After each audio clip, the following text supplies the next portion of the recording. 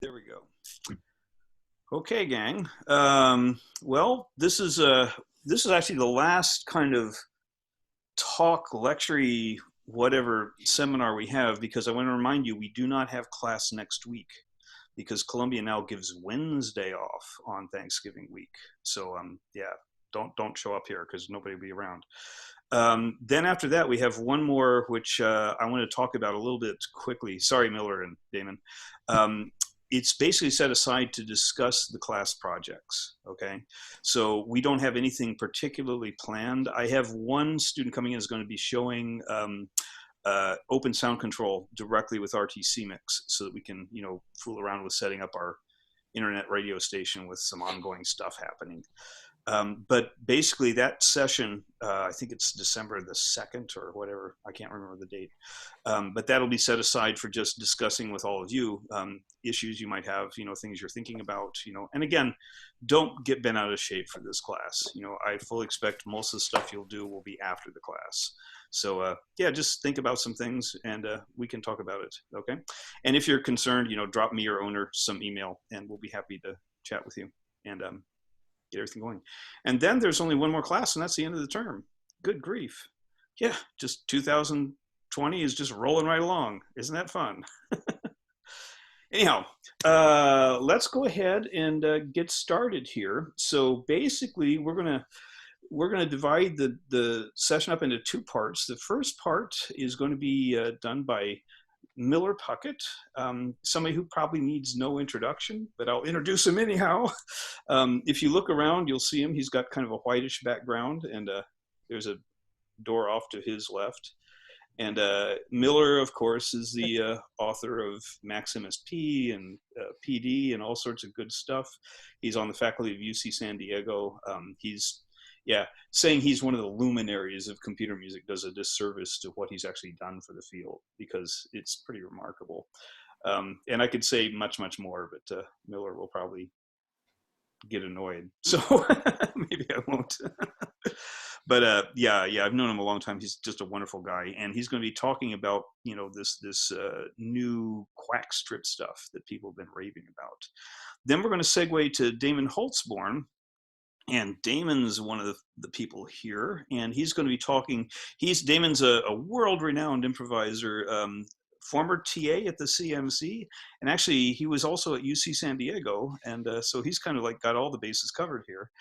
And he's going to be talking about how he's been using this software and showing some of the work that he's done with it, and kind of explaining how he can make it all go.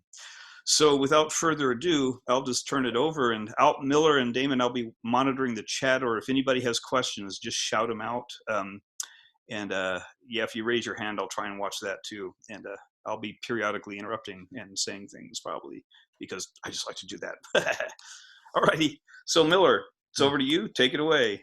All right. So if I can, contradict one thing, if you want to ask a question, just unmute yourself and ask it because that's faster, and there are few enough people here, and I know people will be shy if they have to go through a layer. So let's just pretend it's a seminar. Yeah, that's good. Which I think it is. All right. So what I'm going to try to do is proceed kind of interactively because. Well, for reasons that you'll probably see, I don't do PowerPoint presentations. I'm much more interested in trying to find out what people are trying to do and to sort of talk into what people's concerns are. But I will start out being just a little bit lectury and tell you something about what's going on. For about 20 years, there has been a thing called Quacktrip, and people in a lot of different centers have been sort of experimenting with doing these interactive musical concerts that are between sites. So for instance, you would have an improvisation in which some people are in Stanford University and some people are in, well, who knows, some other town, right? New York maybe. And of course, if you're going to try to be playing instruments together with someone who's a few thousand miles away, then you got to worry about the fact that there's going to be delay between when a person plays a thing and when you hear it, and so it's going to be very difficult or maybe interesting to try to play in synchronization. And on the other hand, the reason that this has been interesting to people, I think, has been twofold. One is that you don't have to get on an airplane to do this, and people have been working musicians, at least once they get a certain amount of work, often get worried about the fact that they seem to spend all of their time in airports and therefore less and less time behind their instruments doing cool stuff. And so if you want to do more than 100 or 150 gigs a year, you should be thinking about trying to teleport for some of them, simply to be time efficient with yourself. And also that would be much more money efficient because you don't have to pay for the plane and the hotel. And in fact, global warming has been known about for I don't know, 50 years now. So if you were early enough on the ball to actually be seriously concerned about that 20 years ago, that would be another argument for staying at home, not getting in an airplane and traveling somewhere else to do a concert in person with someone, but just do it from the safety of your own studio, perhaps of your own school. So there's been a movement, which I think has been kind of a fringe movement underway for at least a couple of decades, of people wanting to play together over networks and do so in public. That's to say, to present these things as concerts. I think there really are two layers to this. One is being able to play with people who you're not in the same city with, and the other thing is being able to present a concert in which some of the people in the concert are not present. And I actually think of those two things as completely separate matters, because when you're presenting a concert with people who are not physically on stage, there's a particular kind of dramaturgy that sets in, and the concert sort of turns out to, or at least in some respect, the concert ends up being about the fact that it's remote. And you all should probably disagree with me, but I actually find that idea fundamentally boring. Because I mean, okay, fine. I knew how to talk on the telephone a long time ago, and the fact that not everyone is here physically in the room is basically a fact of life, but it's not actually artistically interesting to me anyway. Other people think differently. Other people think that there's this kind of spooky presence and absence simultaneity that you can play with artistically. And I'm gonna just sort of say, yeah, okay, that's got some yardage in it, but then pretty soon you're gonna run out of why that was interesting. So I got kind of bored by that in 1998, the last time I did one of these.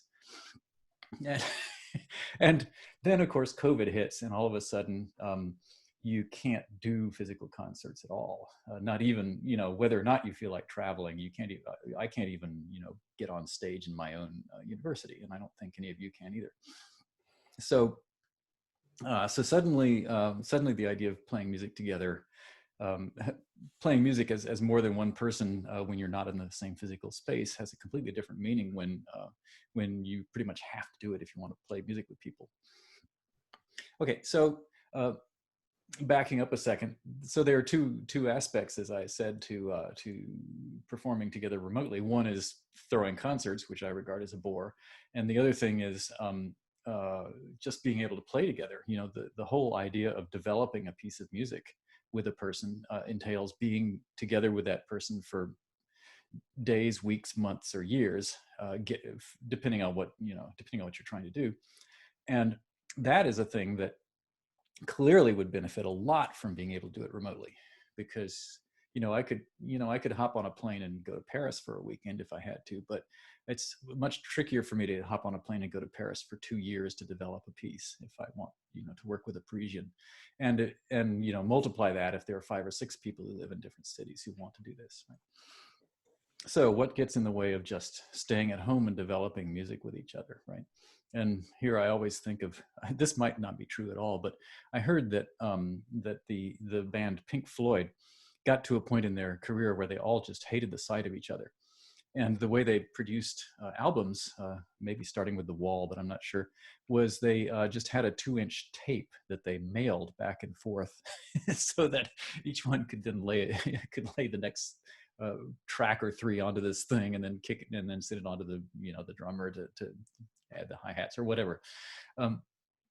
So there's nothing actually interestingly new about the idea of remote collaboration, putting music together. However, what if you wanted to do that live? What if you wanted to actually be able to play in time with a musician that you're trying to work a musical idea up with? Um, and what if, what if delay is an issue? Well, then that's why Quacktrip might be interesting. So I have to tell you a little bit about what Quacktrip is, and um, because I didn't invent this. This is I think this is the brainchild of Chris Chafe. He's certainly the by far the most influential person in the development of Quacktrip. And Quacktrip is a thing which is essentially a portal that takes audio from one person's computer to another with the minimum possible delay and with no compression. That's to say, full 16 or even 24 or 32-bit PCM sound with as many channels as you want, and gets there as fast as it actually can make it over the internet pipes. How fast is that? Well, that's going to depend on your local ISP, how far you are physically separated from the other person, their local ISP, and a couple of other details like that. But to give you an idea, I have done this with some friends in Montreal who were in a private dwelling, and I was too, and I was measuring a 90 millisecond round trip, which is, a tenth of a second. I've also tried this with some people up in Irvine from the UCSD campus, and I got a round trip time of like 5 milliseconds. So, I just did a piece with Kerry Hagan in Ireland a couple of weeks ago. That was looking like 150 millisecond round trip. So, all right. Then if you add on the additional overhead of using a tool such as Zoom, say, to try to get your audio back and forth, then you're adding not only then you're enjoying not only the round trip delay that that belongs to the network, that you couldn't avoid, but also some additional sources of delay that Zoom adds in order to present the signal correctly to the other player. So Quacktrip is in fact a different point on this trade-off between correctness and speed, where it basically goes for speed at the expense of continuity of the signal. And what that means is this: the sound. By the way, Damon knows all about this too, and I'm going to say some things that are wrong probably. So any of you who know what's going on as well as I do and catch me out should just contradict me. But basically, what goes on with Quacktrip is you make a sound, it gets chopped up into segments of a couple of milliseconds apiece, so that's not a very big chunk. And then you just kick it off into the web, and over the network, not the web really. Someone else picks it up, and as soon as it arrives, theoretically, they just plunk it out their own speaker. And then there's some stuff to worry about. What if first off, all right, I'll tell you two things. I'll tell you what they are first, and then I'll talk about them. The first thing is packets might arrive late. And by late, I mean one packet might arrive in 90 milliseconds and the other might arrive in 100 or 150 or 5,000 milliseconds. So what happens when packets take a varying amount of time? And the answer to that is, well, okay, you give yourself a FIFO, a first in, first out, where you wait maybe 10 milliseconds, maybe 100 milliseconds after a packet has come in before you spit it out the speakers, so that if the next one was actually that whole 100 milliseconds later, it would still come in right before you were trying to throw it out, right? So that's sometimes called network jitter, the fact that packets don't arrive in a perfectly timed stream. And the way you deal with jitter is you just collect things on the incoming end, and the more jitter you expect, the more you have to store in advance, and therefore the more actual extra delay that you have to add.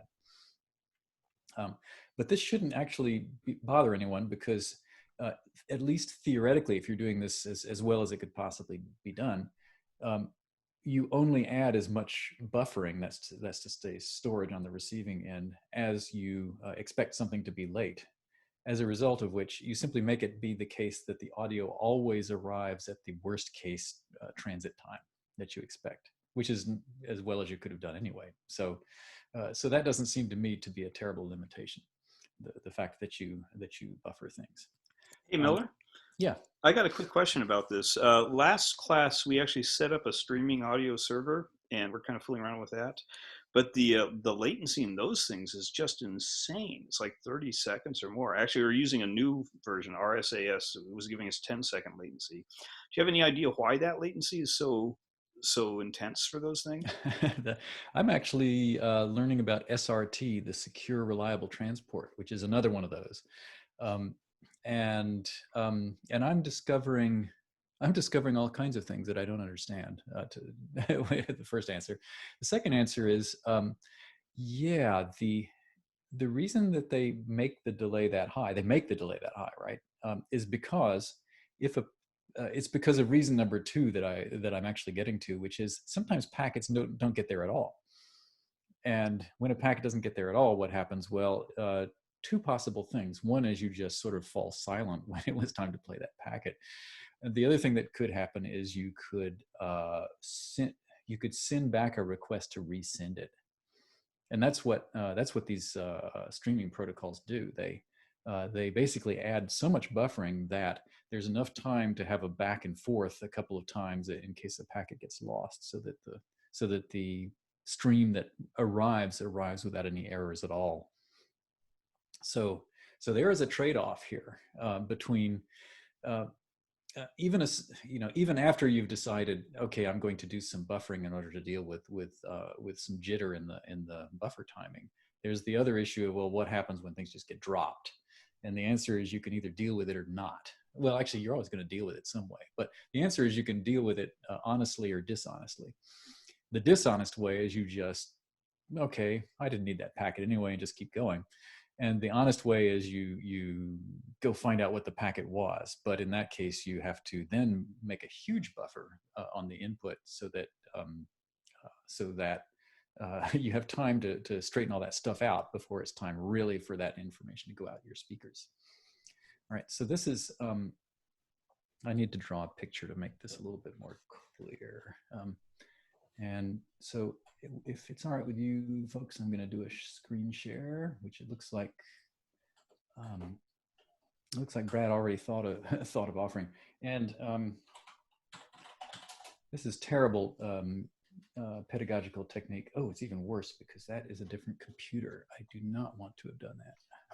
Sorry, I'm debugging some networking here, and I'm logged all over the place. Here we go. Okay, thanks. We're taking screenshots as you speak. So yeah, oh, absolutely. Yeah, you're watching me fool. And you'll notice my email reader is actually on a different desktop. So not that there's anything that I would want to hide, but just in case someone sends me something funny. All right. So what I wanted to do was, okay, so the picture is something like this. The first picture I want to draw is something like this. And I've already sort of forgotten. This one is P. All right. I'm trying to learn how to do this quickly. So here's what networking looks like, right? Someone sends a packet and someone else receives it. And then the idea is what you're going to do as a receiver is you're going to make yourself what's called a FIFO. ASCII, please, which is text FIFO. I'm going to hit escape. And the FIFO is a thing basically where, hey, why didn't that do? Where you're going to write this into a place in the FIFO, and then you're going to read it out some other place, and this is what goes to the speaker, right? And so what I was describing before was the necessity on the receiving end, right? So here's sender and here's receiver, right? On the receiving end, you have to introduce some buffering in order to try to make it happen that the output is happening exactly on the clock that it has to happen on. Okay, right, the Quaxtrip idea is let's make this FIFO real short, and then when one of these things comes in too late or not at all, just play zeros or something. I can tell you more about that later. The usual streaming, everyone else in the world besides Quaxtrip is doing it with a big fat FIFO, so that when something doesn't arrive, you then go do this whole thing so that you can get the packet and get it out in time to get it played, right? Okay. Sorry, my Blackboard skills are terrible, and and having to do it on a computer makes it even worse. Right? Okay, so but I'm doing this so that I can do another thing, which is talk instead of about this about time a little bit. So here's what time looks like to people who think about real time. Okay, it's an axis. Hey, go away, go away. And now suppose you have two people. So I'm going to call them X and Y again. And X is going to play something, and then over in Y land, we're going to. So this is player one is going to emit a sound, which I'm going to call X. And here's player two. They're going to listen to X. So they're going to hear X at some point in real time. And I'm pretending actually, Pache Einstein, I'm pretending that there's actually an absolute time that both X and Y share, which, okay, fine. As long as you're not moving, as long as you're not stepping on the gas too fast, this is a good assumption. And meanwhile, person number two is going to play a response, or is going to play a simultaneous thing, which I'm going to call Y. And then Y is going to, right? And then Y is going to get some network delay. It might not be the same. And then Y is going to get heard by player X like this. And then there is going to be this thing, which is the latency, all right?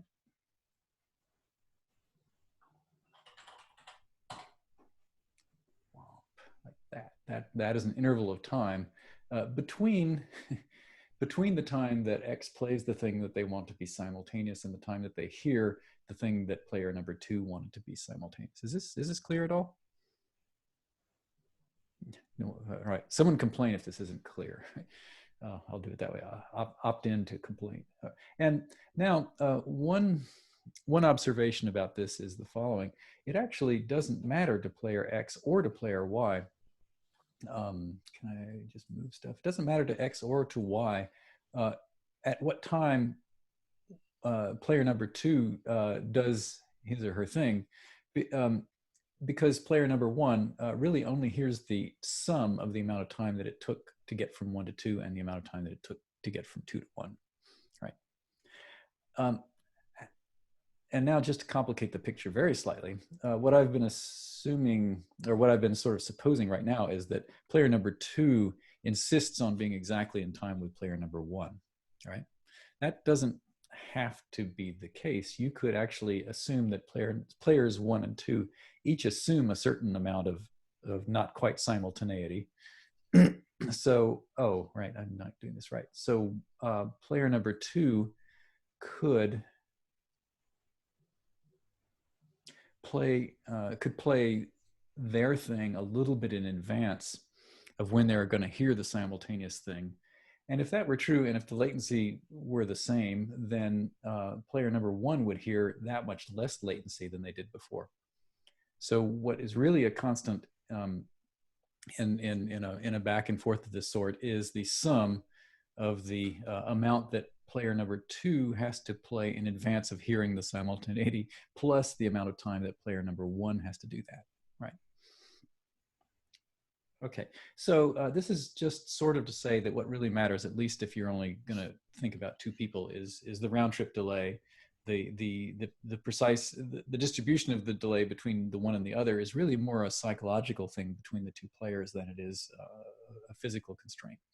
This situation gets a little bit more complicated when you have more than two people in doing this together, and that I'm not going to go into it because actually I find it so confusing that I don't want to talk about it. But you could also imagine, I'll draw another diagram of, you could imagine players 1, 2, and 3. Each of them is making a bidirectional call to the other, like that. So you've actually got three calls going, right? And then you actually have potentially different latencies, different achievable latencies between each pair of people. And maybe they obey the triangle inequality, but maybe not even, because you can't prove anything about a network. And then if you have person number 4 and person number 5, then you've got 10 of these instead of 3, and things are going to get hairy. And then we have to talk a little bit about, should you make a backbone that everyone talks to, but that's another issue that I guess I need to get to a little later. All right, so let's right, I think that's, yeah, so that's everything that I'm going to tell you just about the sort of situation that people are in. Um, going back to history a little bit. Um, so Jacktrip is of course this networking protocol that allows you to do these round trip, essentially high fidelity telephone calls that you can use for trying to play musically together. And it also is a software implementation by Chris Chafe and some helpers. And those two things have the same name. So Jacktrip is simultaneously a protocol, and it's a big heap of software. The reason it's named Jacktrip is because because the original Jacktrip software uses the system Jack for all of its audio input and output. And Jack is a thing, I think, which is available on all OSs these days, although 20 years ago, I don't think it was. But at any rate, Jack is this essentially an audio manager that allows different audio applications to talk back and forth with each other.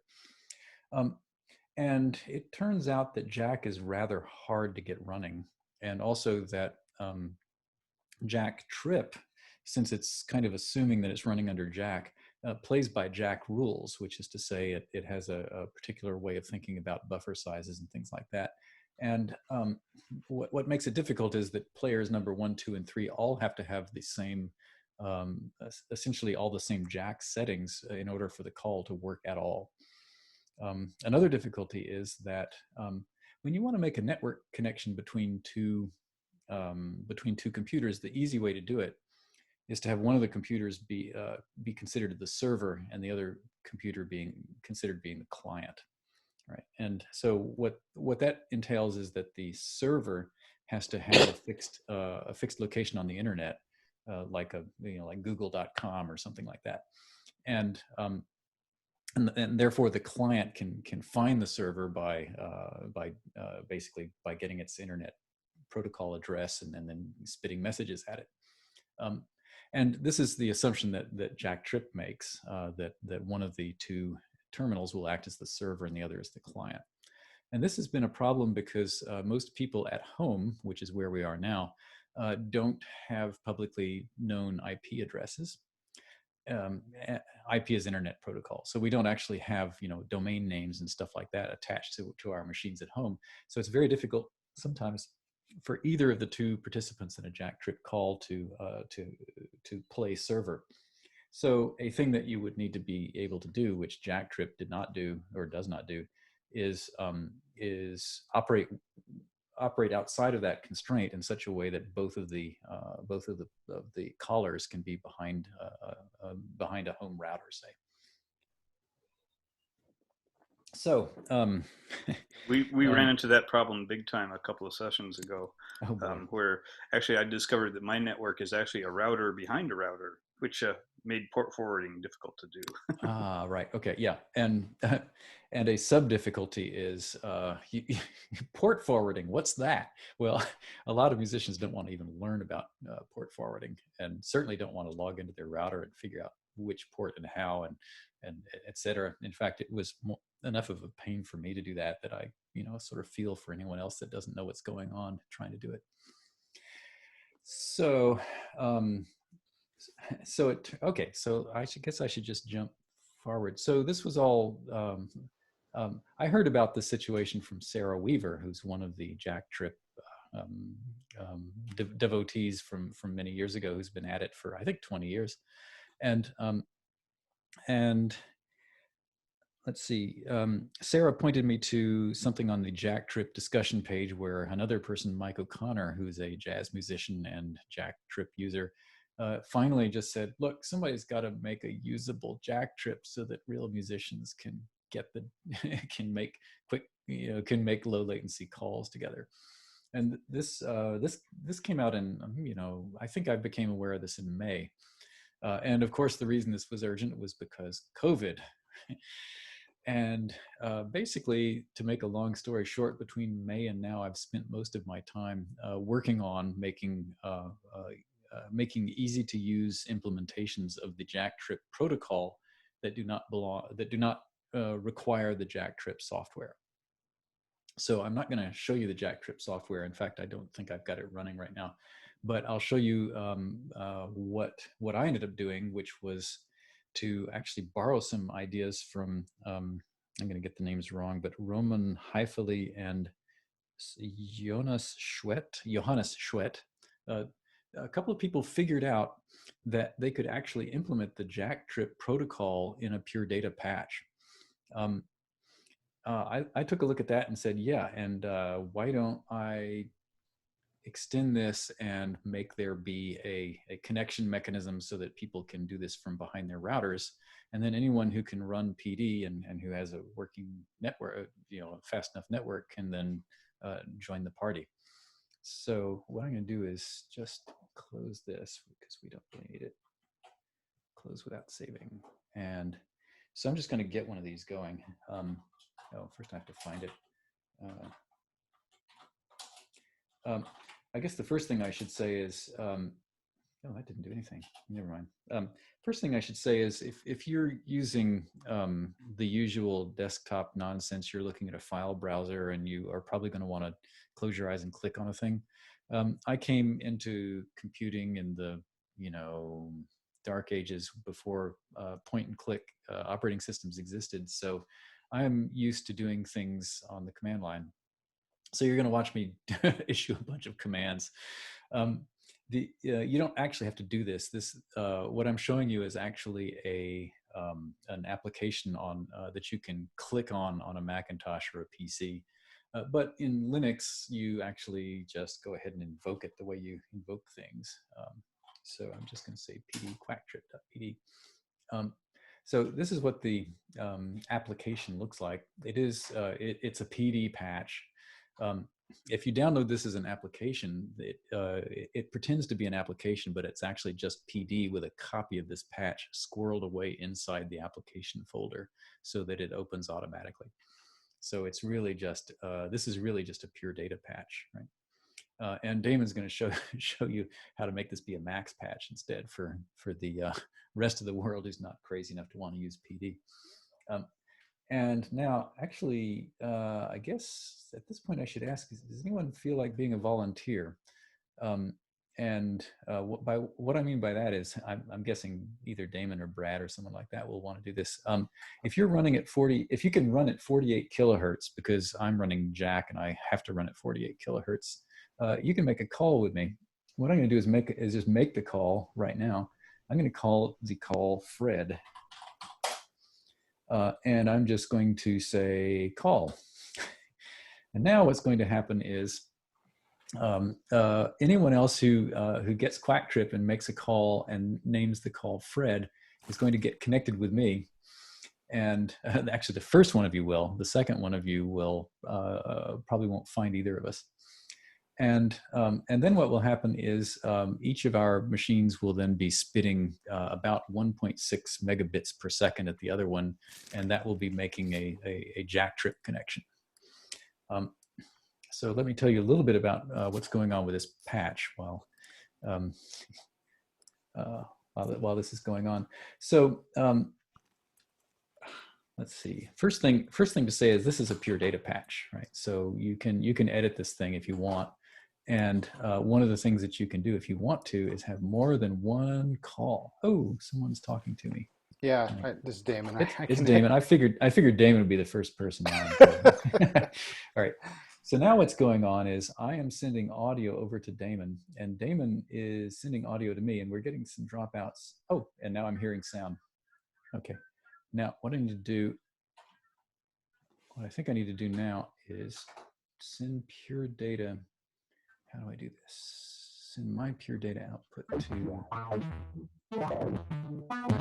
So what I've just done is I've just fixed it so that the output of this patch, which is what Damon's sending me, is going over Zoom now to the rest of you. Damon is hearing this Quacktrip plus Zoom delay because he is playing it to me over Quacktrip, and I am playing it back to him, and then the rest of you over Zoom. Miller, you might want to turn the audio down a little bit. We can't hear you talk very well. Yeah, okay. I'm sorry. I don't actually hear the balance of. I know Zoom is just insane. It's like the worst software for the. Yeah, and if Zoom itself had some metering, that would make it easy, but no. And what just in case you're curious, um, here is what I do to make this happen. Uh, Quacktrip is running in pure data, and so this is the copy of pure data that's running Quacktrip that I have um, that I'm sending to myself on the system, and then I'm also sending to Pulse Audio so that it can get over to you folks. And meanwhile, my mic is also going to Pulse on one channel. Oh, that's right. I need to up my. Sorry, I was not giving you enough signal from my mic. Okay, this should be a lot better for everyone who's trying to listen to me. That's a thing I should have looked at earlier.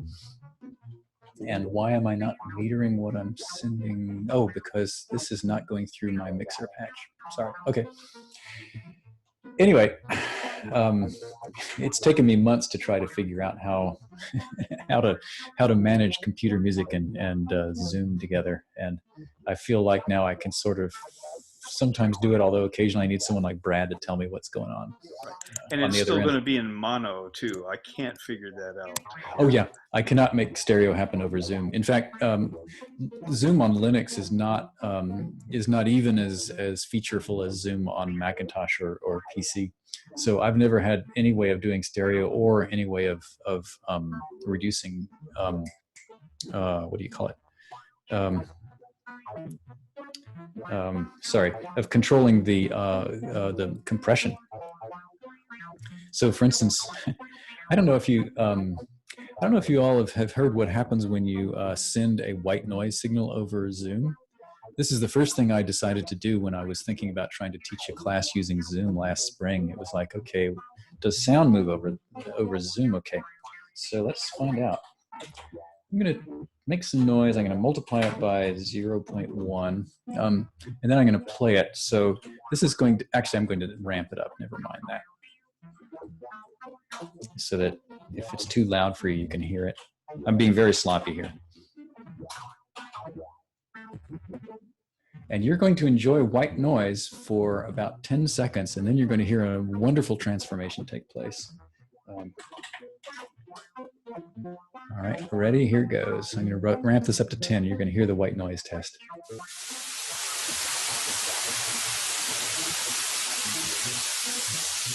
Okay.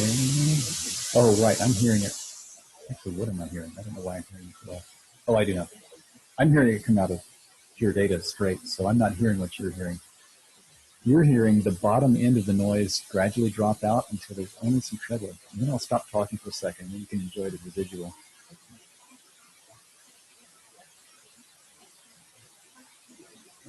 So if you heard what I think you heard, what I heard when I tried this at home, you heard a, well, I don't know what to call it, but definitely not white noise.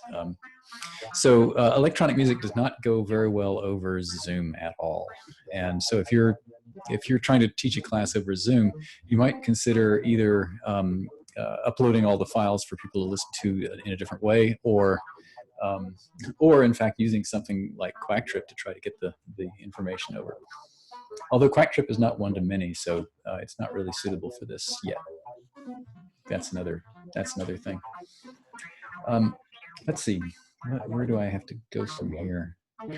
I need to tell you some things about what's going on with this. In fact, with apologies to Damon, I'm going to turn Damon down.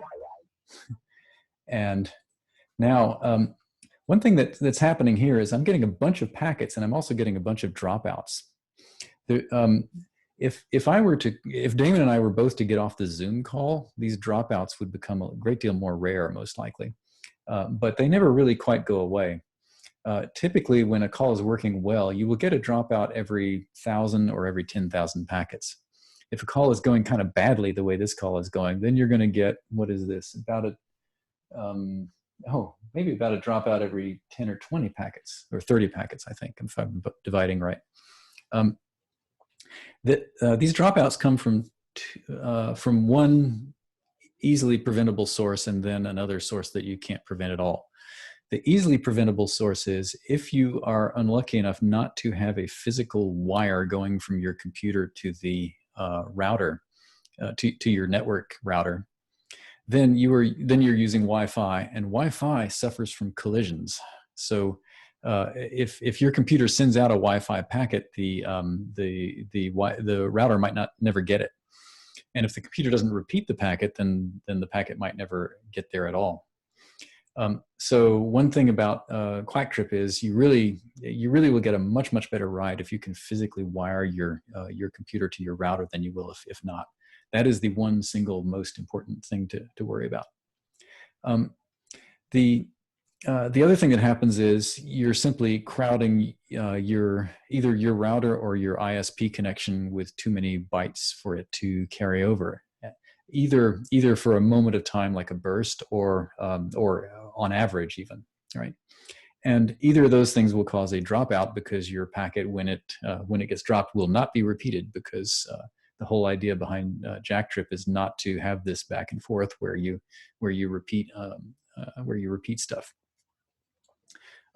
So if you are using Jacktrip or Quacktrip and trying to do any other kind of network activity, it's worth trying to make sure that the rest of the network activity that's going on is both controlled in total bandwidth and controlled in burstiness. That's to say, you don't want it occupying all of your bandwidth for a period of 1/100th of a second and then backing off. You want it to be constantly giving you little teeny droplets of data every millisecond-ish if you really want things to be as smooth as possible. And this is a thing that I'm learning about right now as we speak, because I am trying right now to set up a situation where I can do an SRT broadcast. That's to say, to do a netcast essentially of a live performance. And I want to be able to do that and have Quacktrip running between me and the other musicians in the performance. And if there's time and if you want to know, I will tell you what I'm trying to do about this, but I haven't got it working yet. So that's for the future, I think. Okay. Are there questions about all this so far?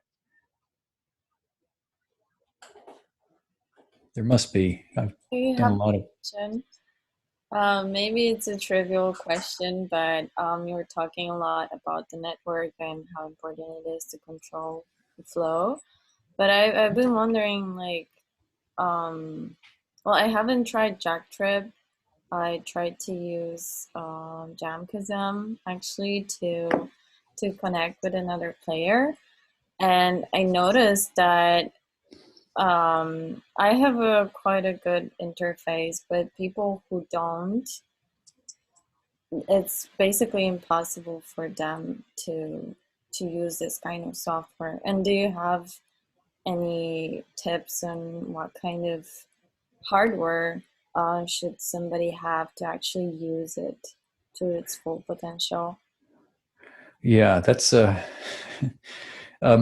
don't have a really good answer to that question. Some people just don't have a good enough network connection to be able to run in any program of this class, right? In particular, some people's bandwidth, some people's ability to stream bits up and down or in and out of their homes just isn't high enough to get an uncompressed audio signal at all, right? So to do what I'm doing right now with Damon, we're burning 1.6 megabits per second. That's to run a stereo 16-bit signal. If I only sent Damon mono like this, I would only be sending him 0.8 megabits per second. But that's more bits per second than a lot of people's networks will give them. Like if you're somewhere in the outback where they haven't been able to pull wires, you might not be able to get up to that level of bandwidth, and then you're simply not going to be able to do this. And I don't really know anything that will help that, except to say Zoom is actually extremely, what's the right word, parsimonious in its use of network bandwidth. And so you're a lot more likely to be able to get a Zoom conversation with someone than a Quacktrip conversation if you don't have at least about a megabit of network bandwidth that you can use. Right? So that's one answer. However, another answer is a lot of the time, at least in San Diego, what's really limiting people is their Wi-Fi in their house. So if you if you go ahead and figure out how to get your computer cable to your router, if you live anywhere near if you live in a place that does have decent cable coverage or something like that, if you can run that one wire, you can probably get over a lot of your difficulties. And by the way, networking cables are pretty cheap. They are actually, they're disgustingly cheap. I don't know how they make them so cheap. So it's not a financial burden. It's a burden because you might have to actually drill a couple of holes in your walls. But other than that, but you have to want it. Anything like this, you have to want it enough to be able to put some work into it, I guess. So that's the best answer I have for you, which is really not really an adequate answer. I know. Thank you. I do have a cable actually, but I'm on Columbia internet, so I don't think it's the best internet there is for this kind of thing. So yeah, Columbia has some problems in some of their buildings. I remember actually CPMC having a pretty clunky network when I was last there. But, it's gotten better. It's gotten better. I mean, we said it was all COVID related, so we had to replace the network, So. Of course, right. Yeah, I've got a personal question for you. Like if I were to say set something up with two other musicians in remote locations, essentially I would just copy the PD patch over, and then do I have to do any additional routing in the Quack control window that you showed up to get the signals sort of like straight? Let's see. I'm not sure what the question was, but you mean if you want to talk to another person and send them a copy of a patch that you've developed? No. If we're setting up a real-time improvisation, okay? Mm-hmm. Okay. And there's three musicians that are non-geolocal, okay? So we'll just talk about my setup, okay? I copy that patch over, one copy for each person that I'm dealing with. Do I then have to set up an additional routing in the Quack control window? Sort of. So what you do, in fact, I sort of was getting ready to do it and then got myself distracted. So here's the active ingredients of the patch. So I'm just going to duplicate this. And now I'm going to make another call, and this one's going to be Sue, and then start that one. And now anyone who wants to name their call Sue will get connected over here. And meanwhile, Fred is still talking to me. We can't see what you're doing. Oh, I'm sorry. This is, monitoring. I can't. What I need to do is get myself another machine that monitors what I'm sending, and then I would be able to do all this without making mistakes. Sorry. So what I just did was this. I started out with the Quacktrip patch out of the box. I just took this and duplicated it. That was Command D if you're not familiar with PD. And now I'm just going to say this call is going to be Sue. And let's talk to Sue now. On off. Hey, I just hosed it. Oh no, I didn't. I just something is not happening in real time here. But anyway, so now I'm making a call to anyone else who wants to make a call under the name Sue. And meanwhile, Damon is still here being Fred. Right. Got it. Yeah, by the way, so probably if you're a trio. So you don't have to do any additional routing in your Quack control then, right? No. Although if you want to hear this person on different speakers, I'll just send Sue over to speakers 3 and 4, and meanwhile, Damon is still speakers 1 and 2, right? So this is actually something you would want to do if you had more than 2 channels out, and if you wanted to be able to keep it clear who was who as you listen to them. If you want to be able to if you want to play with a bunch of musicians, you might want to get more than 2 speakers in your room, and consider putting the musicians in different speaker pairs so that you can disambiguate them quickly by ear. That's why we have spatial hearing, I guess. So that's right. So this would be, for instance, you and Terry and Gregory, and this call, might be. I wouldn't call this call Gregory in that case. I would call it Brad Gregory. Because then he would not call it Gregory Brad. He would call it Brad Gregory too, so that it was the same name. But that way you'll actually both of you will be able to remember who the other person on the call is. And hopefully not get too confused. I think this gets confusing as soon as you get more than about 4 people in on one of these things at a time. And maybe somewhat later, if you were curious enough to want to visit it, I'll show you a thing that I've done that actually aims at solving some of the problems that come up when you have more than about 4 people. There's a thing called Netty McNetface that I've made for this purpose. Gregory says, as long as 3 works, we're good. I love the name, by the way. Right. That's, yeah, you all probably know where that name came from, but my wife, Pamela, it took, her son had to tell her what that name meant. So I think that was a little bit too abstruse for it. Anyway, yeah, let's see. I guess I'm just reading down the chat to see if there's anything that I haven't hit yet. I have a question about that also picks up on the channels. So now it's only possible to choose maximum stereo. Is that about like a contingent configuration right now, or is that really in the code that stereo is the maximum? Oh, okay. That is, let's see, I'm going to show you the inside of Quack Panel. This is something I don't normally do. We're just going to open this up and you can actually see what I did. So there's actually an object called Quacktrip that you can build into your own things without having to use my particular way of making the user interface. And Quacktrip itself has a subpatch reblock, which has 2 channels in it. If you wanted this thing to be quad, you would have to take this patch. I really shouldn't do this because this is running, but then you would have to make copies of, you'd have to make 4 copies of this input and output structure in order to make there be 4 channels worth. So you would actually have to go in and edit the Quacktrip patch to do this. It's possible that I've managed to forget his name. Omar, but I can't remember his last name, at UC Irvine, has actually talked about doing this. I'm not sure he's published it, but he was asking for an 8-channel version of it, and I told him, well, just go look at the patch and make it be 8 channels. So he might have done it, in which case you can just grab it. Otherwise, you have to do it.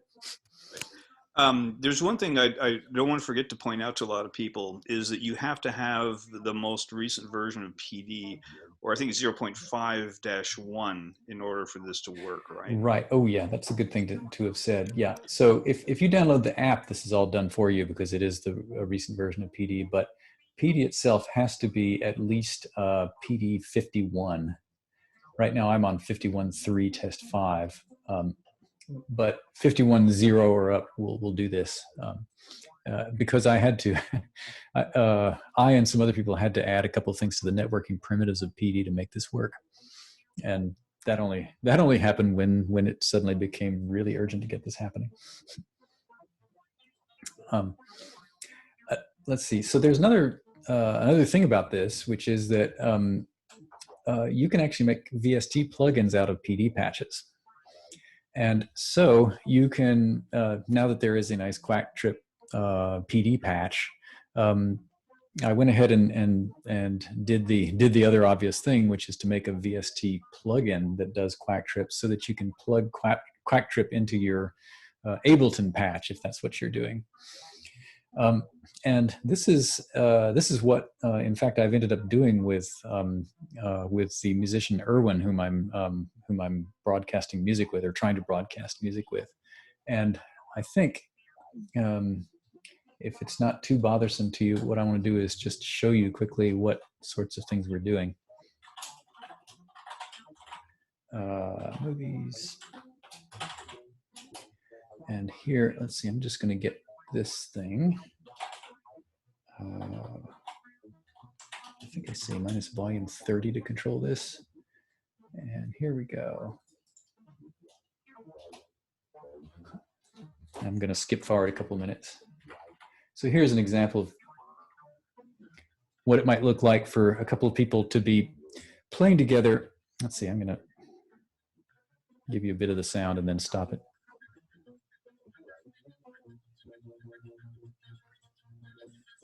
So what you're seeing here is me and my in the same room that I'm in right now. I am sitting in a room, and here's Erwin in a different place. And he is, among other things, he's working on these percussion instruments that he and I have been developing together, which are basically, this is a detail, but they're fun in and of themselves. But anyway, what's going on is Erwin is an Ableton user, because not everyone uses Macs and PD. So if you're the sort of person who uses Ableton, then you'd still like to be able to get in on this kind of a game. So what Erwin has, and you don't see it on his screen right now, is a plugin sitting in the Ableton master output channel. Those are, oh, right, that's about the Fruity Loops things. So what's going on is the VST plugin, which is also called Quacktrip, is sitting inside his master channel in Ableton, so that I can monitor what he's doing. And what I'm doing to him is sending him a MIDI stream that is that's basically controlling the setting of his instrument. Or actually, not just that, but also there's an instrument that I have running also as a VST plugin on his computer that I can play remotely using MIDI. So this is an extremely convoluted example of something that you could try to do as a duo over the network. What we're trying to do now is be able to do this and be able to broadcast it live. And what that entails is somehow getting the audio out of Ableton and into what we're using as OBS, the Open Broadcast System. I don't know if people here are doing broadcasting of any sort, but a good sort of low, not low tech, but low entry cost thing is this Open Broadcast System, which lets you do this kind of stuff. And of course, immediately you want to be able to do a little bit of video feedback, right? Okay, that's what it's really good for. But anyway, this is a little broadcaster doodad that can pick up streams from other software and or other places.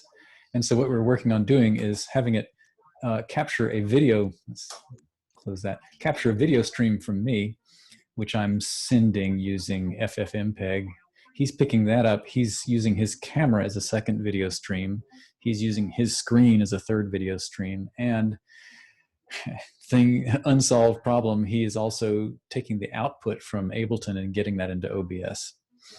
If you want to know how to get output from Ableton to OBS, the answer that Erwin and I have is get a second audio interface and cable it. And I'm sorry about this, but we tried to find some kind of loopback blah blah blah blah blah or streamer coming out of Ableton or anything that would get audio out of Ableton and into a broadcast stream.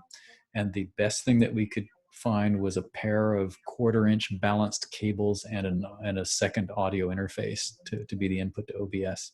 I just marvel at the way your mind works, Miller. That's amazing. But that was not actually mine. That was just sort of blind fussing around. There's no intelligence involved.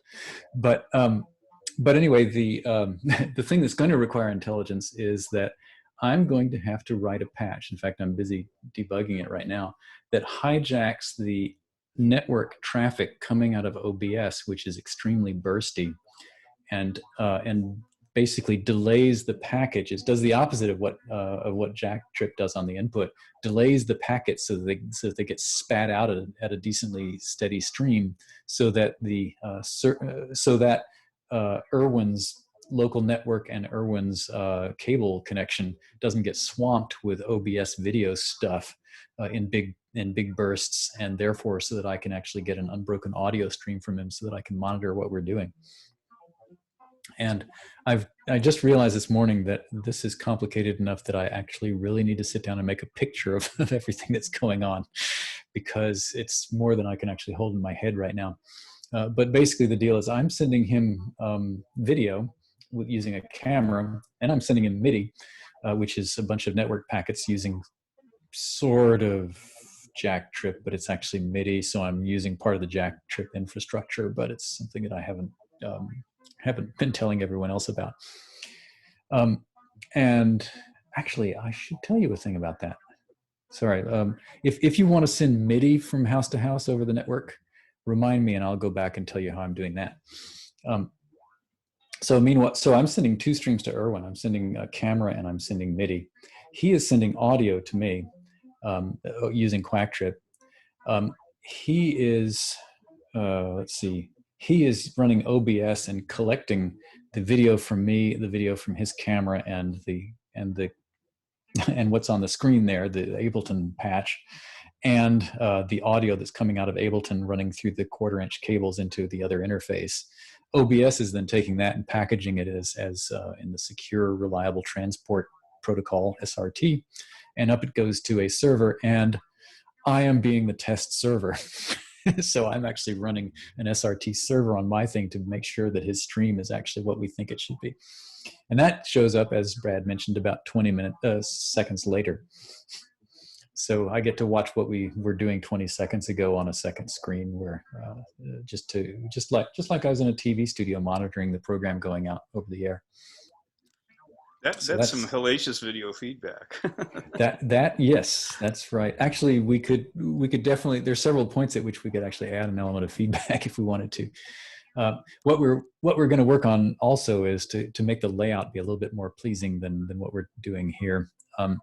It's a serious question whether anyone actually wants to see an Ableton user interface running while we're playing music. Some people think that's cool, and some people think that's dorky. And I'm actually one of the people who thinks that's dorky, and I would like to replace it with something else. Erwin thinks it's cool, so we're going to figure something out about that. But meanwhile, the way the screen is set up needs to be made a great deal more interesting somehow, and a great deal more natural looking. And that's going to be video wizardry using OBS. So another thing that I'm going to do is make some masking images so that we can actually just mask me and Erwin onto a composite portrait instead of doing this thing that we're doing now, which is just clunky and hard-edged. So that's what I'm using this kind of thing for. Just to say that I did it, or just so I can say I did it. Here's that one autocomplete, will it? So here's another thing that I did actually also the same week. I had a busy week. This is called Your Microphone Might Be Noisy, which is can't do it because, need a space. Ta-da. And here's Carrie Hagan, UCSD graduate who teaches now computer science in Limerick, Ireland. And she and I have a duo which we call the Higgs whatever, and we are playing unstable oscillators controlled by instruments.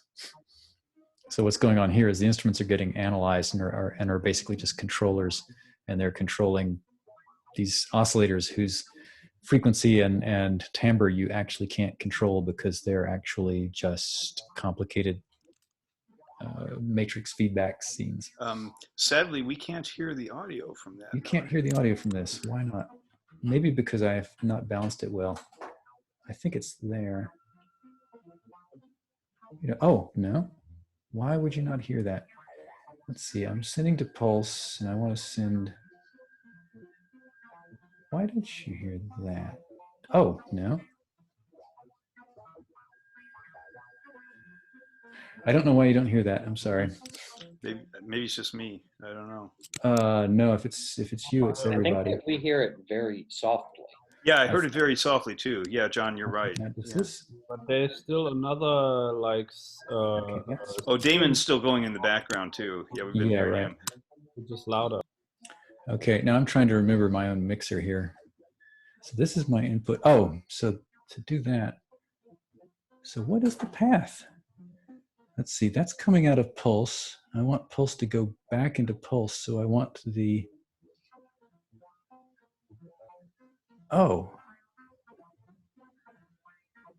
so I'm sorry, I'm thinking about this. That's okay. I think I have to turn up my monitoring like this.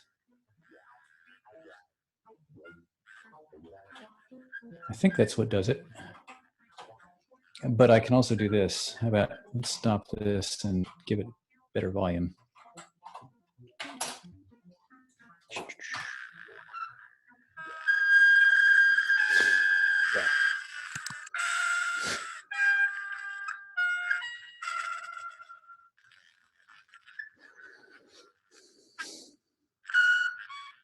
All right, and you get the idea. I'm going to, that'll be up on the web somewhere at some point. Right. Hey, Miller, maybe this would be a good time to segue over to Damon and see what he's been up to. Yeah, I'm sorry. I've been But been hogging the airwaves here. Oh no, that's fine. That's fine. You know, but I don't want to step on your toes too much. If you had other stuff you needed to show us or anything. Not yet. Yeah, maybe maybe I'll do is find out what Damon has to say, and then if it comes to it, we might end up getting into Nettie McNet face or something like that. Cool. Okay. Yeah. So what I'm going to do is then stop sharing my screen like that. And in fact, just to really invite Damon to talk, I'm going to mute myself and see what happens. Okay, so so I'm going to talk about a couple of things. So what I've done with Max with Miller's patch, and then I'm going to also share one other thing, sort of a different kind of project that's also a sort of topical in the sense that it's about how dealing with not being able to collaborate in the same studio. So I'm sort of tempted because basically I've made a patch called Quaxtrip based on Miller's Quacktrip, and I'm sort of tempted to just say ditto and be done because it basically is just his patch. But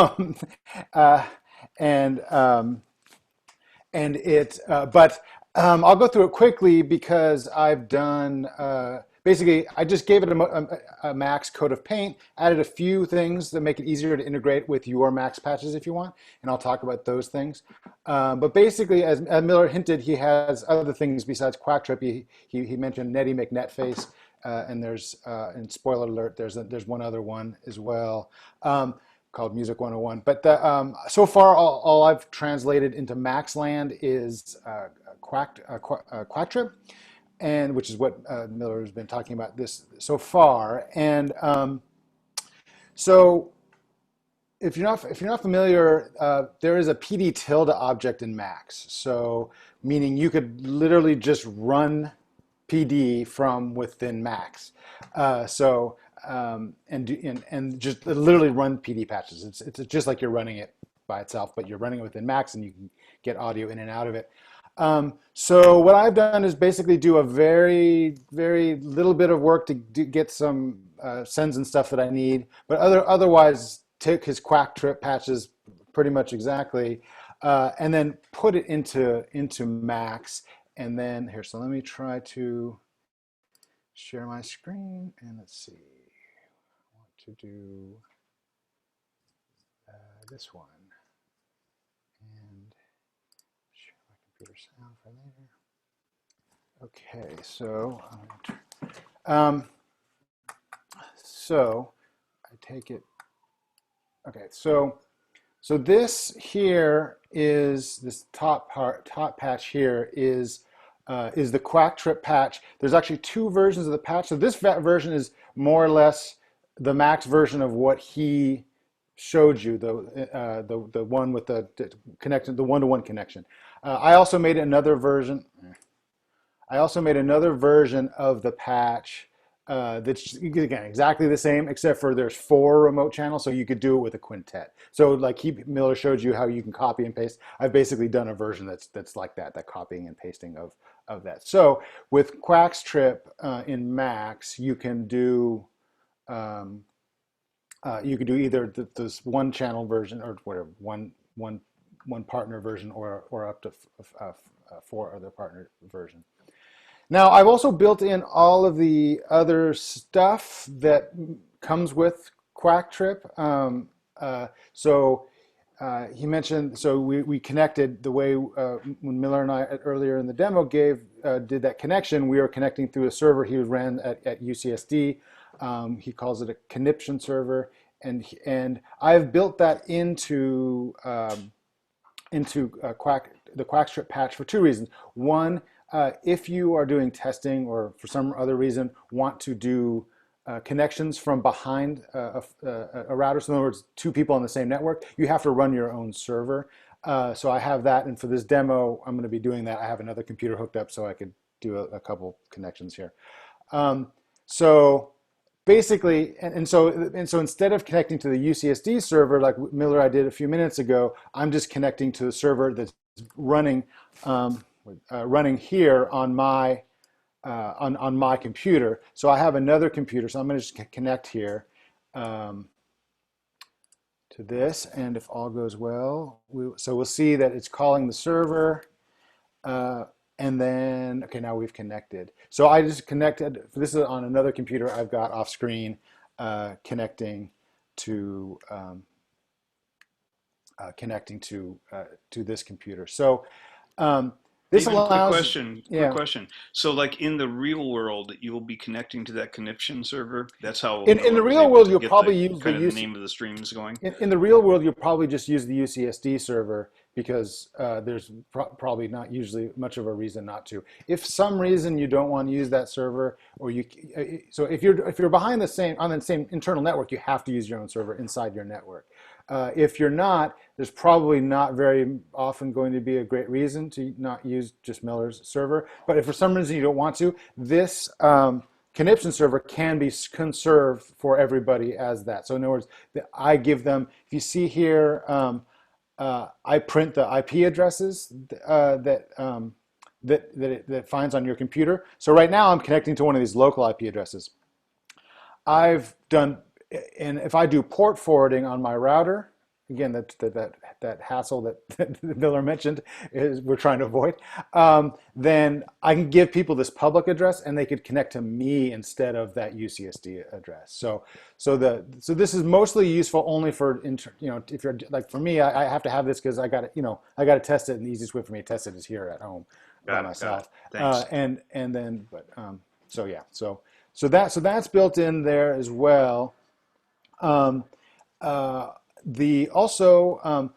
other thing, I think Miller hinted at it when he talked about MIDI messages, but you could also send the Quaxtrip, the set of patches includes things, concludes a patch that allows you not just to send audio like what we're doing here so far, but to send other kinds of messages. So I've actually implemented that in the patch. So when you make these connections, you're actually making the audio connection, and you're also making just like a data connection. So I've got this thing where I could, like, I just built in the world's dumbest chat app into this thing. But so I type that. I see in the Max window, it says, well, and that went to the other computer. So I'll just go to the other computer and send a message back. So now we see the other message sent. So the reason I built it is not so I could build the world's simplest chat thing, although this, I guess, might come in handy sometimes. The reason is Damon? Yeah. Sorry, we had a question in the chat. Yeah. This might be for Miller too. Do we need to know the UCSD server's address to run these things, or is that So that's the default on both on Quacktrip and on Quaxtrip. The server here, right now I'm this 192.168.0.115. That's my internal address. The default is actually that foo.ucsd.edu, and that defaults. That's what both Quacktrip and Quaxtrip default to. So out of the box, you and your friend, whether you're on Quacktrip or Quaxtrip, in fact, you can mix and match. In fact, when Miller and I were connecting, I was actually in Quaxtrip, not pure PD Quacktrip. Then you just basically what Miller showed you, where you enter the call name and you click go. That's just the process, really. Once you've got the thing set up, you click this, you edit the call name to be Fred or whatever you want it to be, and then you click go, and you and your partner are connected again. So in the case of Quaxtrip, that actually makes two connections. So one is that audio connection that we've been talking about so far, and then the other one is that data connection, which so here in this, the second patch below is just an example patch for how you could integrate it with your own Max patch. So I'll talk about the messaging as the first sort of thing here.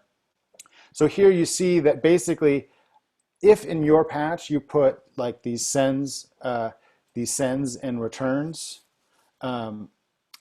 you can then use this gets sent to Quaxtrip. The reason I've done these sends and returns, put them in there, it's for these messaging, but also for various kinds of audio, is so that you can basically use Quacktrip alongside your own patches rather than having to tear apart Quaxtrip in order to make your own patch if you want to integrate your Max patch in it.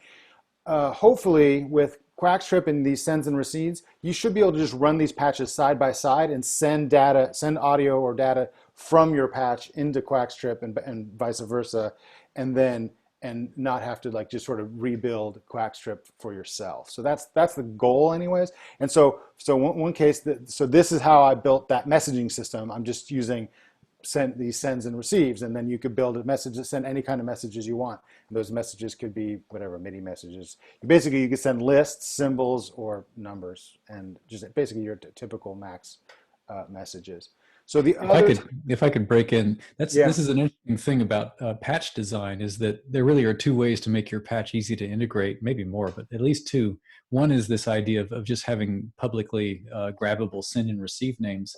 And the other is the one that Quacktrip took, which is just it's just an abstraction that you drop into your patch, right? And you could regard either of these things as better or worse than the other. But the way Damon has done it is much better shrink wrapped kind of application, which you can use out of the box.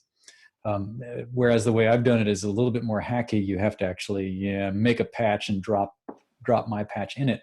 But then on the other hand, it's then much more local and so you get advantages either way. Well, and then the other possible downside of my approach too is that I had to have anticipated all your needs. So if I didn't anticipate your needs, then you're going to have to go back to the hacking things together, and then in that case, mine is going to not be as satisfactory. So the other thing is that in addition to these messages, so you could simply just send stuff. So instead of right now that I've got, this is coming from my audio interface. Instead, I could just select this send, and then this is now receiving from this pink noise generator instead of my audio interface. So that's the simplest sort. If you're not using the microphone or you're not using whatever audio interface, you're using a patch that generates something, you could simply just bypass that whole input section and just send from a patch. Now, if you do still want to use the input, you could theoretically use like a send and receive. So I've built in basically a effects bus. So this goes into the microphone, out into your patch, and then back into this channel, making it sort of self-contained. Just like it's just an effects loop, as you may have seen in many other contexts. The output bus itself also has a similar kinds of effects loop. Now, I also, because of various reasons, which are probably too complicated to get into right now, you might want to, I have a mute button. This mute button acts a little bit weird. This mute button actually mutes it for me, but you know what, I just grayed out the meter rather than turning it off. It actually is still sending to your partner. And this is for reasons that I think are beyond the scope of talking about this today. But basically, if I have built both post-mute, so it means after that mute, meaning that mute is effective, and pre-mute, meaning it's not honoring that mute. Things for both sends for both a mix, that is the output here, and then also the channel. So you're able to receive any individual channel or the whole mix on pre or post-mute in your patch. So part of the reason you might want to do some of these things is, for example, I'm working with a friend on a streaming situation where I might want to, for example, want to be monitoring something that's not going live, but I still want my sound to be going out live. So I want to change that, but I don't want to actually mute John, for my partner John. So like I don't actually want to mute John, because that would actually mute him to the stream, but I am trying to do something that I want to hear myself, so I just mute John. So that's sort of the short answer for why I'm doing those kinds of things. So that means that, so hopefully those ins and outs cover most of the bases, and we'll find out as people use this, if they'd use this. Whether I have anticipated everybody's needs or not, I think it's fairly certain that somebody will come up with a need I didn't anticipate. But if you are one of those people, please tell me, and I will try to accommodate you in this patch. Um, so, so speaking of that, so I'll just show you that real quick. So this is that patch. This is very simple. So basically, what we've got here. So this is a patch that goes along with Quaxtrip, and it's meant for then broadcasting. You notice I have the starting channel here, and then the starting channel here. Right now it's the same because I'm not doing anything. But this is sort of so that I could send a different mix to my headphones, and then I can use a separate set of outputs going to, basically I have a very similar solution to Miller's, is we're going to a different computer for streaming. So it's basically the similar kind of idea where I'm not trying to broadcast from the same computer. So basically I need to go out two separate outputs, and we got the same kind of idea here. But, and then I have this thing, here, I'll just play this real quick. So basically the idea for this particular concert is that we're actually not playing a duet most of the time. It's actually playing solos, crossfading between ourselves. So I have a patch that's set up to automatically go back and forth between those. So if I hit play, you'll see that this stuff happening. It's changing the crossfade. It faded up this thing. It's telling me to chill because it's not my turn. Now it's fading me. This is a super fast speed. This will happen like many times faster. So now it's my turn, and it's moved the crossfader to the local. Now it's John's turn, so it's making the fader to the remote, et cetera, et cetera. So this allows me to sort of, and I've also built in like a little reverb thing for myself. That this is my reverb patch, so I can put reverb on myself. So basically, I'm getting my feed from here going through a reverb and then going out here. I'm taking John's feed from the remote one here into here, and then all that goes out theoretically a separate set of outs. So that's why I built in those ins and outs, or one reason why I could build those ins and outs. So I think that covers most of the differences of between my patch and the basic the Quacktrip patch. If there's not any questions, if there's any questions, I can answer this now, or I can go on to one other quick thing, another project. I got a big question for you. Will we be able to put this up on a website for people to download? Quaxtrip already exists on Is it on WrestleWorks? I have it. It's just on my GitHub right now. I'll send you a link to the best place to talk about it. Yesterday I posted it. Yesterday is sort of I posted to the Quacktrip list a while back, but then yesterday was my first sort of official announcement beyond that. And there's the Lines forum. I don't know if you're familiar with it. The people that run Mono run a forum that we talk about not just Mono but other things. So I posted a topic there, and that I'll send you that link so you can give to the class. And that's the best place to go, because you could just, if you have questions, that's going to be the best place to ask questions, is at that forum. And that has the links to how to download it, install it, and all that stuff. So the one other disadvantage that this has over disadvantage from Quacktrip is that the installation process is definitely not as easy as Miller said. He has a version that's an app, so you download the app and hit go and you're done. So this one you have to make sure you also have PD installed. Then you have to and you have to install the PD Max external, and then of course the Quackstrip set of patches. So there's a few steps. It's not onerous or anything. Oh, and then the first time you launch Max, you have to tell it where PD is, but then it remembers after that. So it's there's a few extra steps for launching Quackstrip than there is for launching Quacktrip. That's for sure. So if that's it for that, I've got a quick question. Yeah, sure. Just to confirm, Mm-hmm. so to run Quaxtrip, Mm-hmm. you need to also be running PD in the background. You need to have Max and PD open and running the PD patch through Max. It happens invisibly behind the scenes. I'm running the PD. So PD tilde is the object that is running it. So you're not running it separately exactly. But I put the no GUI flag on it, so it doesn't actually launch you don't see PD. So if I didn't put that no GUI flag on there, you would literally see max and PD running at the same time. But since there's no reason in this case for you to be interacting with the PD patches, I've just hidden PD. So if you just saw the patch, you would never know PD was running. There's not a separate process in the dock or anything. But PD is in fact sort of in one sense running. So And you don't have to start it up yourself or anything, John. You don't. Just that first time you run this patch, you need to tell it where PD is. You got to find it, and it'll open up a dialog box. You'll just locate the PD app on your computer, okay. and then once it knows where it is, it just remembers. So I have to have PD. I'm currently only a Mac user. Correct. You will have to download PD as well. So you basically, the two dependencies besides Macs are PD itself, and then the PD Max external, both distributed by Miller.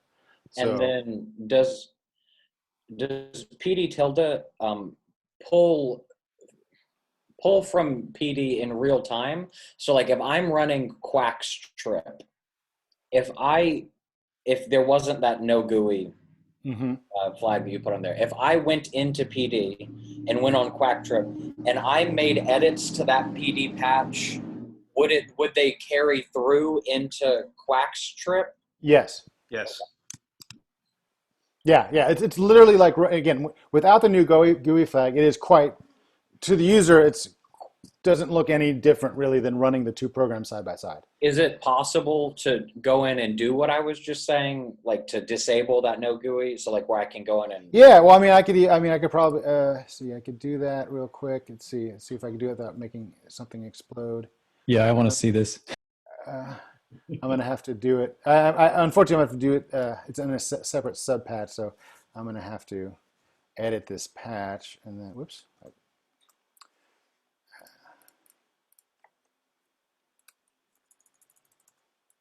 I don't know any reason why I'd want to do this. I think I just like watching things break. So now this should, I think this should load That's what we train you to do here at Columbia. I might need to launch this again for this to work properly. Yeah, let me just launch this again. So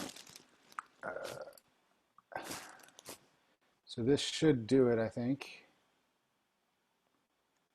Yeah, there we go. So there we see I've got, so there's the PD window, and then you can see I've got the, you see a bunch of stuff happening because the conniption server is still running, and I have not connected my new thing to it. So it keeps, so if I connect to this stuff should stop talking. There it goes. But anyway, so you see this is basically four of Miller's Quack panels in there. Ooh, this is the wrong version. Interesting. Oh, I just found a bug. Cool. The four of Miller's Quack panels in there. And then this is the conniption server patch. And where was the other one? The other one was, this is the thing that deals with the messages, basically. So basically, this is the thing that's dealing with the audio, and this little one is my patch. So mostly, this is mostly, I made this, and I had to make some edits to the Quack panel to make it work for the way I do it. But basically, behind the scenes here, it's just Quacktrip. It's basically and Quacktrip and friends. So does that answer the question? Yeah, I think so. So yeah, I think you can do this with Ableton too, if you want to just be running Macs inside Ableton. I've only done this once, and I think I tried to get Gregory Traylor to look at it, but he never commented back. So I don't know if he saw it. But yeah, the thought occurred to me that that might be the next thing I have to do is try to make a Macs for Live version of it. So, but I'll let the dust settle on this one first. But as you point out, though, there's already a way to do that, which is the VST version. So if you want to do it in live, you actually already can. So I'm not sure how much the world needs my Macs for Live version. So, but okay, real briefly to talk about another. So this is all about real-time communication. So I've got another project that I did with my friend John O'Brien, which is very much asynchronous on the very far end of the spectrum, in the sense that we're sending each other links and then not audio in real time.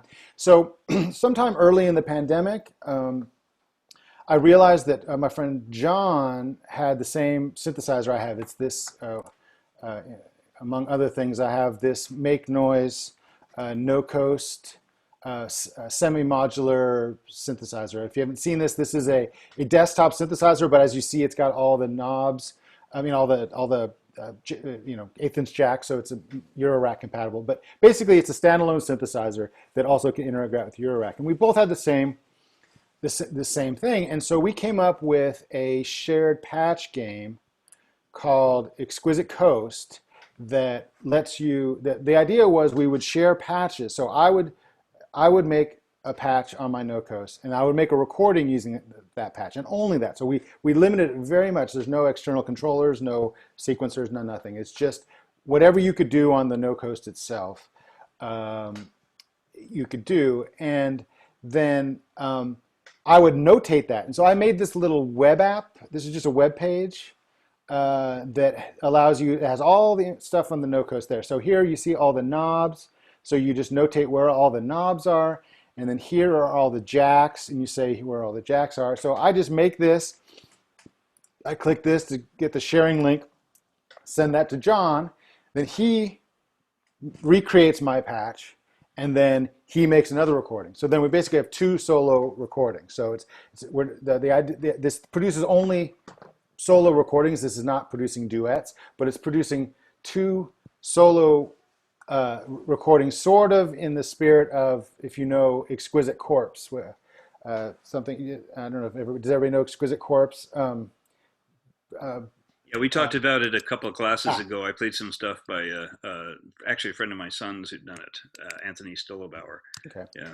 So it's very, very vaguely related to the Exquisite Corpse idea.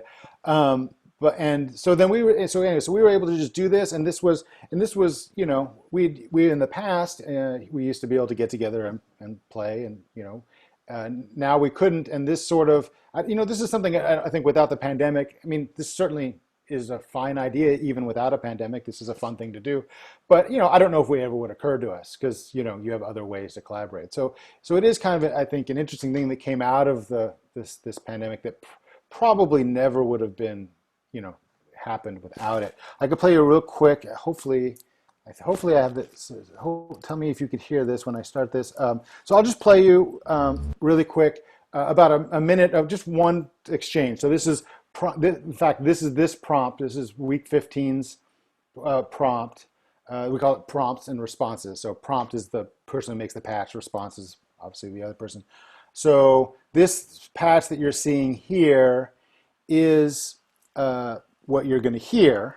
So first I'll play about a minute of my prompt, and then a minute of John's response. Can you hear that? Can you hear that? Yeah, but you're not sharing anymore. Well, yes, you are. It was only through the mic, though, that we heard it. Oh, I heard it earlier, just a minute ago. Well, I mean, because it was.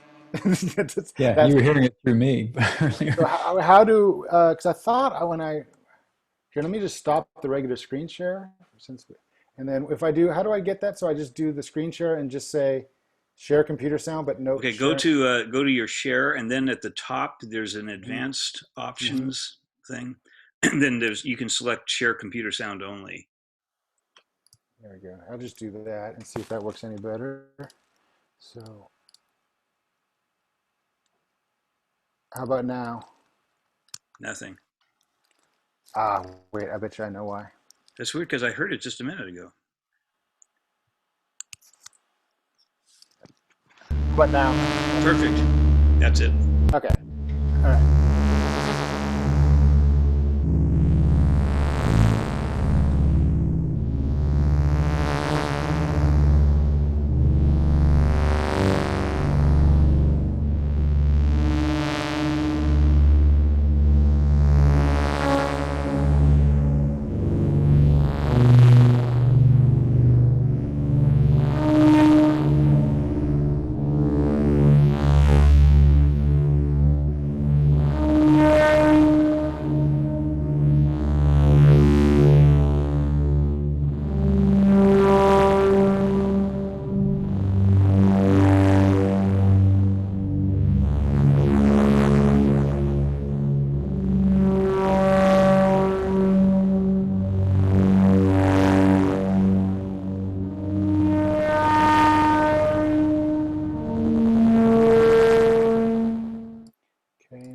John's response.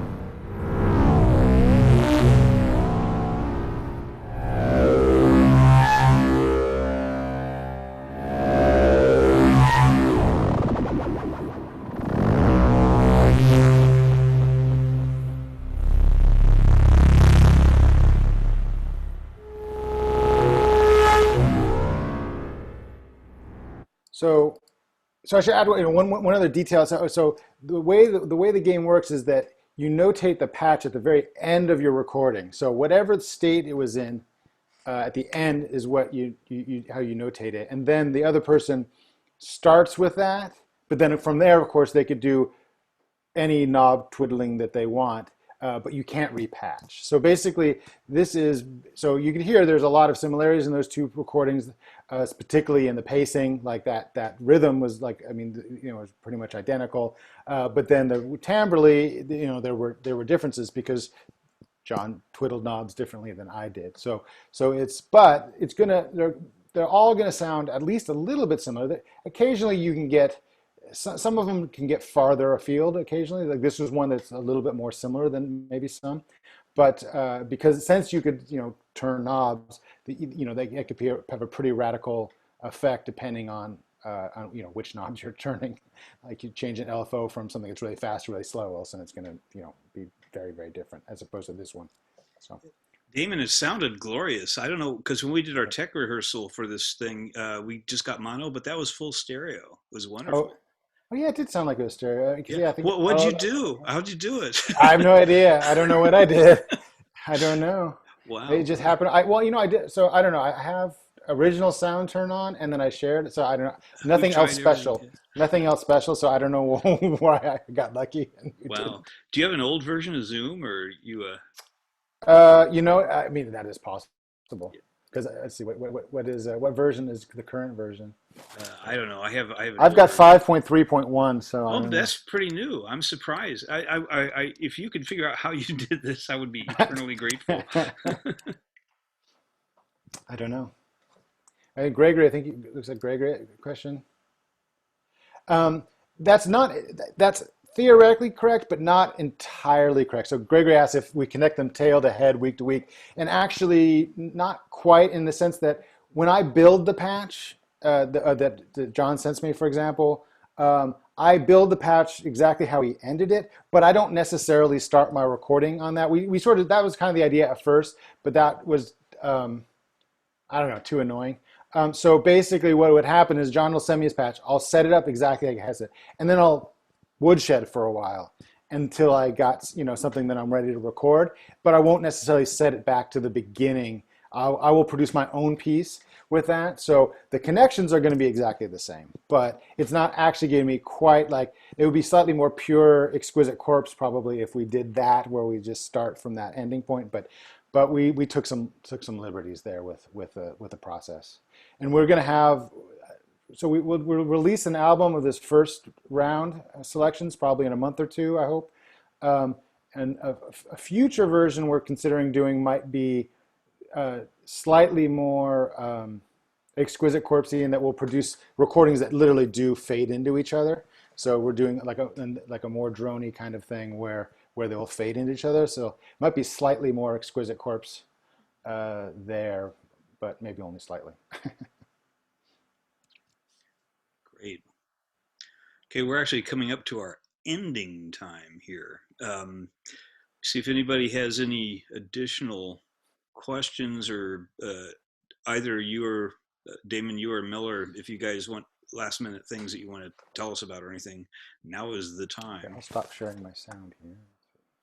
Okay. I've got a question for Miller but it doesn't pertain exactly to the topics we covered tonight. So if anyone else has more relevant questions, they should probably go first, and I'll jump in afterwards. Was there a Uh, topic tonight? The vagrancies of Zoom. Go ahead, John, I guess. Okay. My question was very general about PD. And who better to ask than Miller? I'm a Max user, and since coming to Columbia, I have encountered PD, and one of the people in my program, Jonathan, has told me over and over again that I ought to switch to PD, and there's many benefits to doing that. And frankly, I just don't know why I would want to do that. I don't know what makes it different in any substantial way. And who else would know better than you who decided to create it? So, Actually, Court Lippy, an old friend of mine from EarCom, asked me that same question about 20 years ago, and I told him to use Max, which he is still doing. The truth is that they're good for different kinds of things. So you have to think of them as occupying different strata in an ecosystem. Max is much more widely used, I think, than PD, although it's hard to know. And Max is, of course, integrated into Ableton, so you're more likely to find people who use Max. So if it matters to you to be in a group of people who are using the same software as you are, well, you want to find out what groups you want to be a part of and look at what kind of software they're using. A lot more schools are teaching Max than are teaching Pure Data. So if you're going to be hanging out in school environments for the rest of your life, as a lot of people around here might be, you might just do better using Max. The thing is, the school will pay for it, so so why not? There are advantages to PD. You can run PD on a Raspberry Pi. So if you're making an installation, say, or if you're just making something that you want to run for a year without having to stop it, you're more likely to want to do that in Pure Data than in Max, just because you can run it without a GUI and there's nothing likely to go wrong. It'll just sit there and run for you. It's very easy to script a computer to turn on a PD patch when it boots and run it, and that can be done very reliably, for instance. There is a difference in visual aesthetics. So if you like black and white and things that have corners on them, you might prefer Pure Data. If you like colors and stuff like that, you might like Max a little better. So, I mean, there are reasons hard and soft that you might go for either one or the other. Another thing is Max is much easier to learn to use because the documentation is far superior on Max than it is on PD. PD, you have this mailing list with I think a few thousand people in it, but they're mostly scared to ask questions. And and so you don't always get all the information that you wish you could get. PD is more do-it-yourselfer oriented. Max is more studio oriented. Another thing is PD is more widely used in Brazil. Max is more widely used in Peru because in Peru you can buy Max for $1. Well, you could when it was on a CD. You could just go to a bazaar and buy Max for $1 in Peru. So Peruvians were all using Max, but Brazil had a bit more control over copying stuff, and so people in Brazil were using PD because they couldn't afford Max. PD got a big uptake in Eastern Europe. Max took over Japan. One slight reason that you might want to think about using PD, actually being fluent in both is always helpful, but particularly in the European Union, a lot of publicly funded European initiatives explicitly require that you use open source software. And so that would mean that in that particular case, PD is clearly the better choice. And of course, you all know because you're in my class that if you just want to type text, yay, you could use RTC Mix tilde in both PD and Max. So that's right. Or you can use RTC Mix and blow PD and Max off altogether. That's true. And there are now sets of tools. Sorry, there are now sets of tools that are specifically created for people who are interested in being able to migrate easily from one platform to the other. There are a few probably qualitative differences in terms of tools, but there are now enough people who are software agnostic. You know, for some people, open source is kind of an ideological position rather than something based on some other reason. And if that's an ideological position, then your reason for switching from one to the other might not be a good one. But if not, then these two universes offer two slightly different possibilities, but they're I would argue that they're dialects of a single language. You know, I think also that one I could offer one other reason why you would choose PD. That's actually directly related to tonight's conversation is, you know, that server, the conniption server that we talked about at UCSD, that is a PD patch running on a server, and that is I'm assuming that's a Linux server. Am I correct, Miller? Yeah. Yeah. So although actually you can run on a Mac too if you want, but right, you know, but Linux servers are more ubiquitous and it's easier. So you know, Linux runs on. If you want to make, you know, if you want something that runs in the server, like this conniption server does, or if you want to run something that runs on something that's more like, you know, a $40 appliance, such as the Raspberry Pi, instead of a $1,000 computer or $2,000 computer, then you know, then PD allows you to run on, you know, the more in more places than Macs would. That's a very good point. But of course, now that there's PD tilde running in Macs, you can have them both. So, which means double, I guess, twice the learning curve. Yeah, and I'll resurrect my Max Lisp too, and then we can go really berserk. So, I think we should probably draw it to a close, guys, because Miller and Damon have other things they want to do with their lives. And but I got to say, this was a fabulous session, guys. It's one of the best ways I can think to kind of end the class here. You know, again, remember, we don't have class next week, and the work that you've done is just fabulous too, because there's a lot of interest. A lot of people are going to make use of this, I think. So wow. Thank you very much. Well, thanks all for coming. This is a really cool group of people to talk to. Oh yeah. Anyhow, say goodbye. Yeah, Chelsea and Owner kind of hang out so we can chat a little bit afterwards. And yeah, I'll see you all in the future sometime. Have a great holiday, such as it will be. Thanks. Take care. Thank you, Miller. See Thank you all you. later. All right. Goodbye. Thank you.